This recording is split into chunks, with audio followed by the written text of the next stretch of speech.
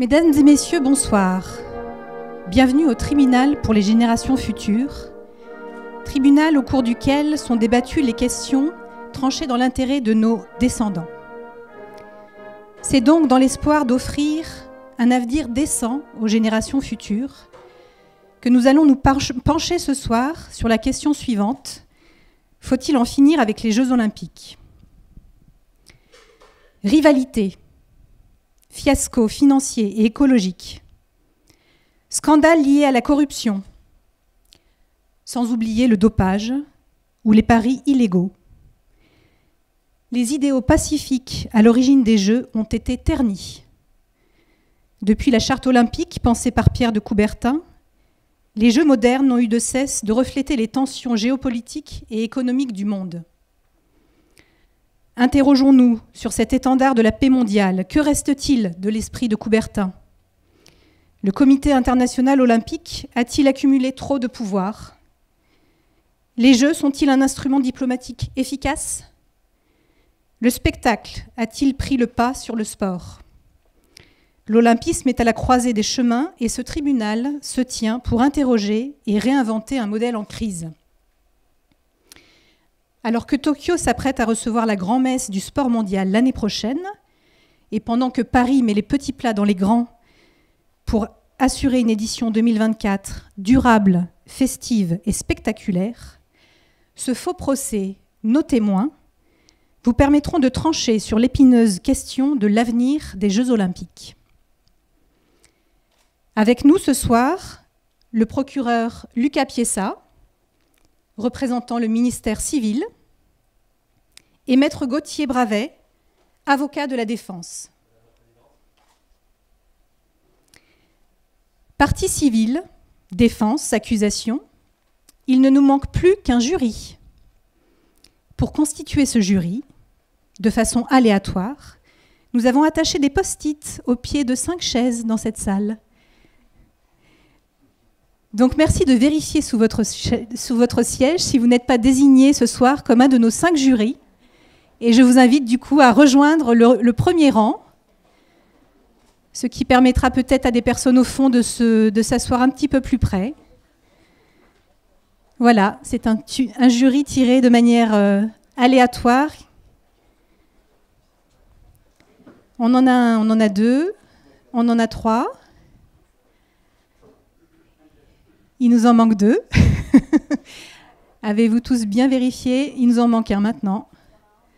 Sur votre chaise, s'il y a une chaise qui est vide et qui a un post-it, c'est la personne qui est la plus proche qui doit être notre juré ce soir. Allez, venez nous rejoindre au premier rang. Juré, vous avez la lourde tâche, à l'issue de la séance et des débats, de prononcer un verdict sur l'avenir des Jeux Olympiques dans l'intérêt des générations futures. Nous avons notre jury au complet. Je déclare donc ouverte cette nouvelle audience du tribunal pour les générations futures. Nous allons pouvoir passer à la présentation des faits.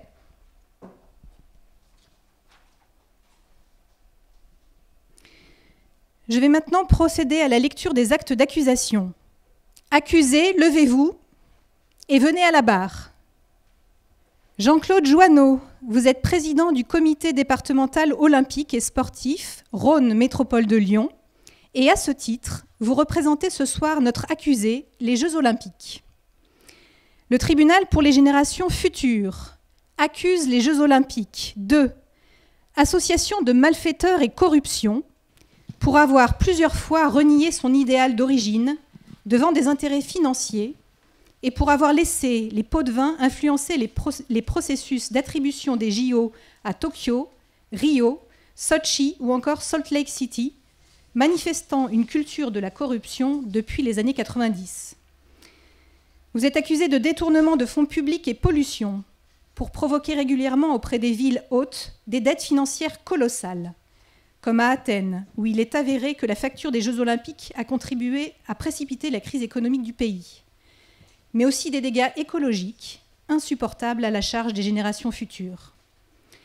Vous êtes accusé d'escroquerie pour avoir installé sous couvert de méritocratie, d'équité et d'universalisme l'idée d'une conception du sport basée uniquement sur la performance, la catégorisation des individus, de leurs exploits et l'affrontement des nations. Vous êtes accusé d'atteinte à la personne, notamment vis-à-vis des populations indigènes, des femmes ou encore des personnes en situation de handicap, pour la discrimination dont ils font preuve en devant concourir dans des épreuves séparées. Enfin, vous êtes accusé de duperie et non-assistance à personne en danger, pour avoir laissé s'introduire le dopage, les paris sportifs, la fraude et la triche au sein des épreuves olympiques. Bref, la question qui nous occupera dans le cadre de ce procès est la suivante: faut-il en finir avec les Jeux olympiques? Accusé, en un mot ou en deux, plaidez-vous coupable ou non coupable? Madame la Présidente, si je dépends du droit américain, je plaide coupable. Si je dépends du droit international du CIO, je plaide non coupable. Eh bien, nous allons voir par la suite ce qui va en être. Monsieur le procureur, l'accusé est à vous. Merci Madame la Présidente. Monsieur Joanneau, la charte olympique décrit l'olympisme comme non intéressé par le profit financier, géré par une association à but non lucratif. Or, depuis la présidence de M. Juan Antonio Samaranch, les affaires de corruption de l'institution se multiplient. Toutes les Olympiades en ont été victimes. En tant que président de l'antenne départementale du comité olympique, est-ce que vous pourriez nous dire si ces pratiques que, pour ma part, je qualifierais de mafieuses, ne nuisent pas un tout petit peu à l'image de l'olympisme et à l'image du sport de manière générale? Il me semble que vous faites référence à des propos qui sont tenus dans la presse ou par des gens qui ne sont peut-être pas très qualifiés pour savoir ce qui se passe à l'intérieur du mouvement olympique et sportif. Les mises en accusation pleuvent. C'est un peu trop facile toujours de taper sur des gens qui sont sur une forme juridique extrêmement complexe. Nous dépendons du droit international et jusqu'à preuve du contraire, la demande faite tous les jours pour aider et pour participer aux JO sont très fortes des villes. Cela veut dire certainement qu'il y a des exagérations dans tout ce que vous dites. Il y a certainement quelques vérités, mais il y a beaucoup d'exagérations. Vous parlez de corruption. La corruption, c'est un mot que je n'arrive pas à définir. C'est une société qui a évolué. Vous parlez du baron Pierre de Coubertin. Il faut savoir que c'est quand même le baron qui a organisé en 1936 les Jeux Olympiques à Berlin. Est-ce qu'il n'y a pas de la corruption à ce moment-là? Je ne sais pas. Vous parlez d'escroquerie. Je reprends les paroles de Madame la Présidente. Ça veut dire quoi l'escroquerie? Ça veut dire tromper l'autre ou se tromper d'autres. Vous avez parlé aussi, vous savez tellement de chefs d'accusation que j'en arrive à en oublier. Vous pouvez m'en citer un autre? Répétez, monsieur le procureur, s'il vous plaît. Mise en danger de la vie d'autrui. Enfin, l'acte est long. C'est pour ça, c'est quand même vous qui l'écrivez, l'acte. Oui, dopage, détournement de fonds publics et pollution, association de malfaiteurs et corruption. Vous avez parlé atteinte à la personne. Voilà, atteinte à la personne. Le dopage, tiens, formidable. Il n'y a jamais eu tant de recherches faites sur le sport. Pourquoi? Parce qu'à un moment donné, on s'est aperçu que la performance a atteint des niveaux que personne ne soupçonnait il y a 50 ans en arrière. Le dopage, qui c'est qui décrit le dopage? C'est quand même des gens, c'est des scientifiques, c'est des chercheurs. L'athlète, lui, n'est que victime. L'athlète, lui, qu'est-ce qu'il veut? Il veut gagner. Et si on lui dit, tu prends ce cachet pour gagner, il va gagner. Mais il y a toute cette mondialisation, et notamment l'Agence mondiale du dopage, où chaque pays a ses propres lois. Et je veux prendre une loi qui va faire sourire les jeunes. Le cannabis est interdit en France, en Espagne, il est autorisé. Alors quand vous avez une compétition, un Espagnol qui vient en France, est-ce qu'il doit être condamné parce qu'il a fumé du cannabis? Ou est-ce qu'il dit, moi je suis espagnol et ma loi me l'autorise? Donc vous voyez que c'est extrêmement complexe. Et je crois qu'il faut faire attention à cet amalgame qui se mélange quand on dit la vie des personnes en danger, la vie d'autrui. Je crois que l'athlète, et je parle de tous les athlètes parce que nous on ne fait pas de différence, et la différence n'existe pas, tous les athlètes se battent pour avoir un rêve. On en reparlera à Lance Armstrong. Monsieur Joanneau, je vais vous couper pour continuer ma question. Vous venez quand même d'admettre que le baron Pierre de Coubertin était déjà corrompu en 1936, ce qui renforce la légitimité de la question ici. Je n'étais pas là. Depuis votre niveau départemental, quel peut être l'impact des Jeux Olympiques sur les pratiques sportives amatrices?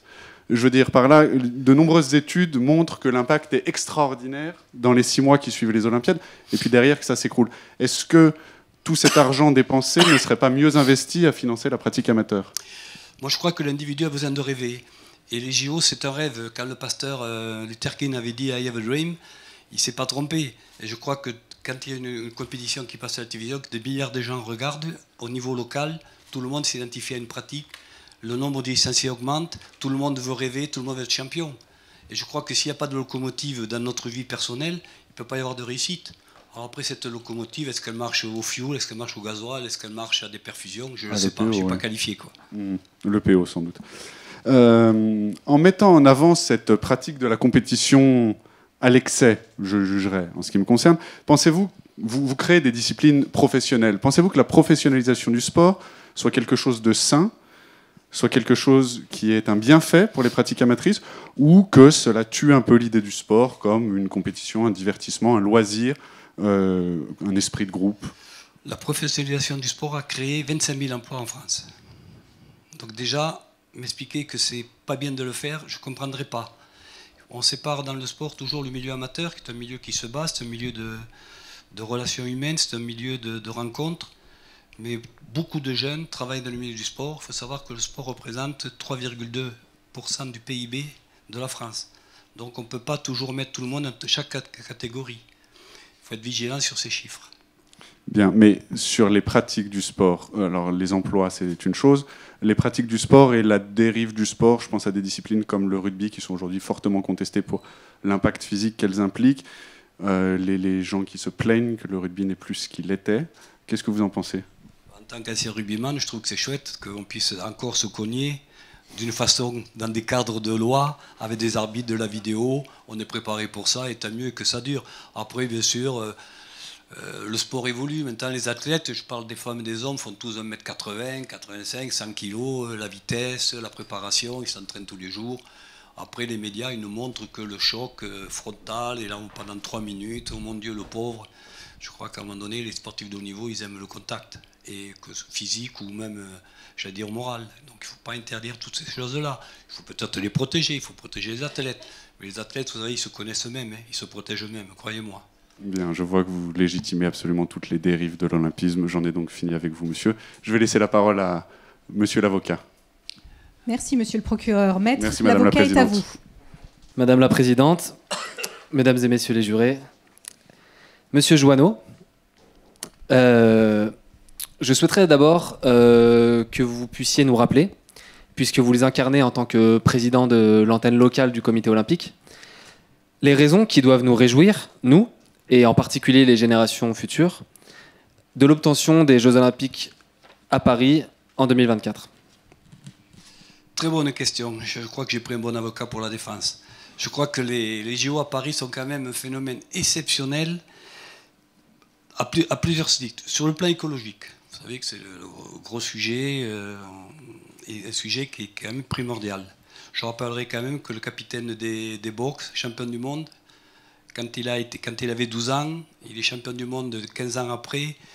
Quand tu lui poses la question, mais pourquoi vous avez joué au rugby? Il a dit, parce que quand j'avais 12 ans, j'étais dans un ghetto, j'avais faim. Alors déjà, ça veut dire que le sport, il vous amène à vous surpasser. Pour Paris, c'est important. Paris est la capitale et la France, parce que nous sommes Français et fiers d'être des représentants de la République. Ça crée des milliers d'emplois.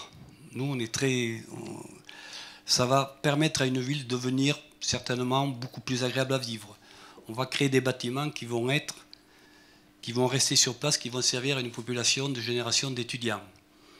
On va faire en sorte que, dans tous ces schémas qui sont mis, Paris soit un exemple. Je crois qu'on est un peu cocorico et qu'à Paris, on est français, on veut être un exemple. Parce que parfois, l'exemple n'est pas toujours, est difficile des fois à défendre. Mais là, on souhaite être un exemple et on se bat pour l'être. Et je crois que les gens s'en emparent. Le label Terre de France, il y a actuellement plus de 500 communes qui se sont emparées. Beaucoup de schémas qui vont se mettre en place. Ça va permettre à l'éducation aussi populaire, l'éducation nationale, de comprendre parfois que le sport, c'est pas toujours avec un clin d'œil à l'histoire, de pas toujours faire la course d'orientation, mais se confronter aux autres. C'est pas de banaliser les choses, il y a toujours le premier et le dernier. Et je crois que c'est à partir de là qu'on se construit. Tout le monde ne peut pas être premier, tout le monde ne peut pas être dernier. Je crois, pour compléter cette première question, que la candidature de Paris 2024 a aussi décidé de mettre l'accent fortement sur l'inclusion, en particulier en décidant d'installer le village olympique en Seine-Saint-Denis. Est-ce que vous pouvez nous donner aussi quelques éléments complémentaires sur cette démarche d'inclusion de la candidature de Paris pour les Jeux olympiques de 2024 ? Bon, c'était une candidature très difficile. J'espère que vous ne répéterez pas ce que je vais vous dire, mais je suis au tribunal, il faut que je me tienne.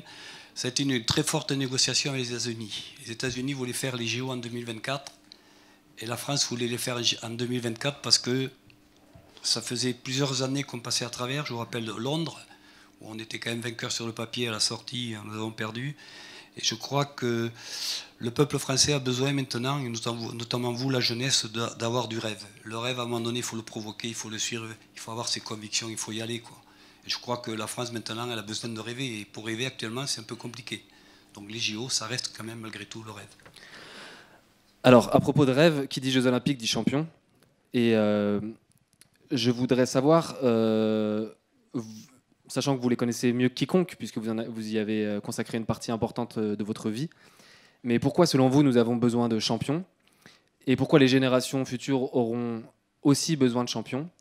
En quoi ils nous font du bien collectivement ? Et pourquoi les champions olympiques sont des champions particuliers à l'échelle de la planète ? D'abord, je parle déjà devant une personne qui a été médaille d'argent aux Jeux olympiques. Je crois que c'est le rêve absolu d'un athlète d'avoir la médaille autour du cou. Vous savez, il y a 12 000 athlètes à chaque JO et il n'y en a pas beaucoup qui ont la médaille.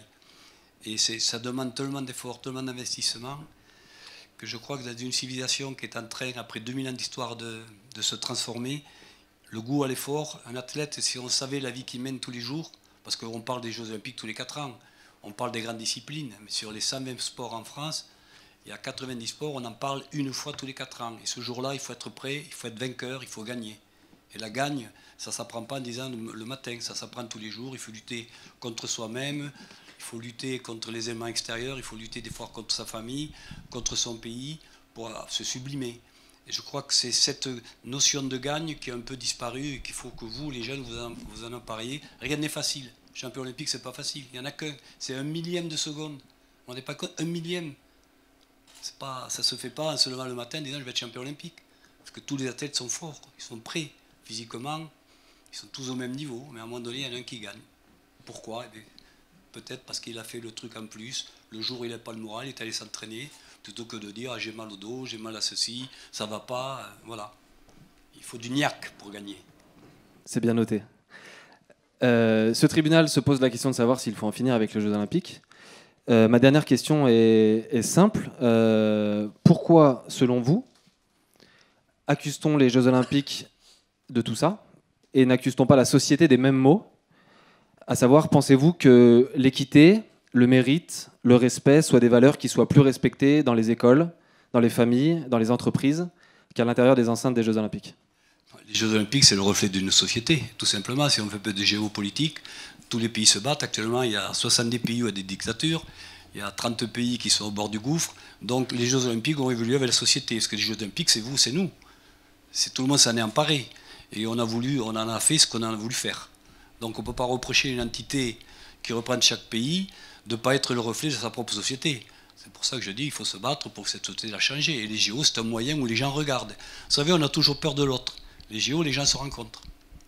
Et là, quand vous vous rencontrez, vous apercevez, quelle que soit votre religion, la couleur ou vos religions, on est tous pareils. Et si on supprime ces moments de rencontre qui sont privilégiés, parce que les athlètes entre eux, ils se font la bise, ils vont faire la fête entre eux, ils se battent. Sinon, on va chacun vivre chez soi, et bon, on ne peut pas tous vivre en Ariège ou en tant qu'Ariégeois, on ne peut pas rester chez soi en disant je garde mes poules et mes canards. Ça n'existe plus. La société, elle bouge. La mondialisation, elle existe. Vous avez connu, je crois, les Jeux olympiques. Maître, vous avez dépassé votre temps de parole. Très bien. Nous allons donc maintenant demander à l'accusé de s'asseoir.